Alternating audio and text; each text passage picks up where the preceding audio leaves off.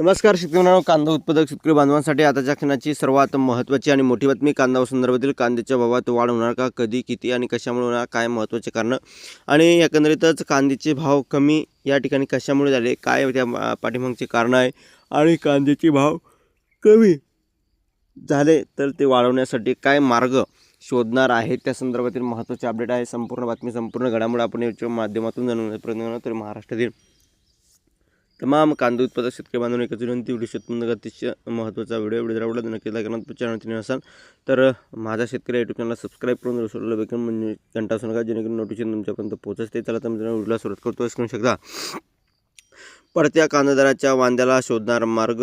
कांदा हे पीक भरवशाचे पीक राहिले नसल्याने गेल्या काही वर्षापासून कांद्याला कवडीमोल दर मिळत आहे. त्यामुळे कांदा उत्पादक शेतकऱ्यांच्या डोळ्यात पाणी आणले असून त्याच पार्श्वभूमीवर कांदा बाजारभावातील घसरण व कांद्याबाबतचं सर्वकष तातडीच्या व दीर्घकालीन उपाययोजना करण्याचे राज्य शासनाने सविस्तर समिती गठीत करण्याचा निर्णय घेतला आहे. याबाबत शासनाने 23 एप्रिल 2026 रोजी शासन निर्णय जारी केला.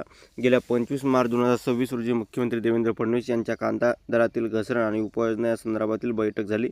महाराष्ट्र राज्य कांदा उत्पादन अग्रेसर असून कांदा उत्पादक शेतकऱ्यांना आव्हानाचा सामना करावा लागतो. त्यामुळे कांदा दरातील घसरण, साठवणुकीबाबत समस्या, पायाभूत सुविधांचा अभाव, केंद्र शासनाने कांदा निर्यात धोरण याबाबतचा समावेश, त्या अनुषंगाने सविस्तर चर्चा व बैठकीत झाली. या बैठकीत समिती गठीत करण्याचा निर्णय घेण्यात आला. 40% कांदा उत्पादक महाराष्ट्रात. कांदा पिकवणाऱ्या देशातील राज्यातील महाराष्ट्र राज्य हे अग्रेसर आहे. कांदा पेरणी क्षेत्र आणि उत्पादन अग्रेसर असल्याने महाराष्ट्रातील लासलगाव, सोलापूर, नाशिक हे प्रमुख बाजारपेठ आहे. नाशिक, पुणे, अहमदनगर, त्यानंतर सोलापूर, सातारा, जळगाव आणि जिल्हे काही उत्पादक आघाडीवर आहे. देशातील एकूण कांदा उत्पादन 40 ते 50% महाराष्ट्राचा वाटा आहे.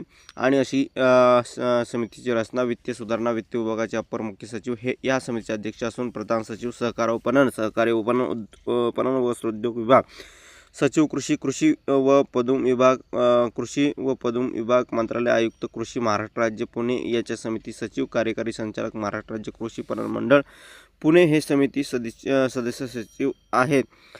समितीची कार्यकक्षा. कांदा दर घसरणीच्या परिस्थितीत मीमांसा. कांदा दर घसरणीमागे करावयाच्या तातडीच्या उपाययोजना. कांदा निर्यातीसाठी विविध उपाययोजना. कांदा पिकाबाबत दीर्घकालीन करावयाच्या उपाययोजना. अशा प्रकारचे या ठिकाणी कार्यकक्ष आहे. धन्यवाद. लक्षणीय जास्तीत जास्त महाराष्ट्रातील तमाम कांदा उत्पादक शेतकरी बांधवांपर्यंत आवडून नक्की शेअर करा. तर व्हिडिओ आपण तोपर्यंत जो महाराष्ट्र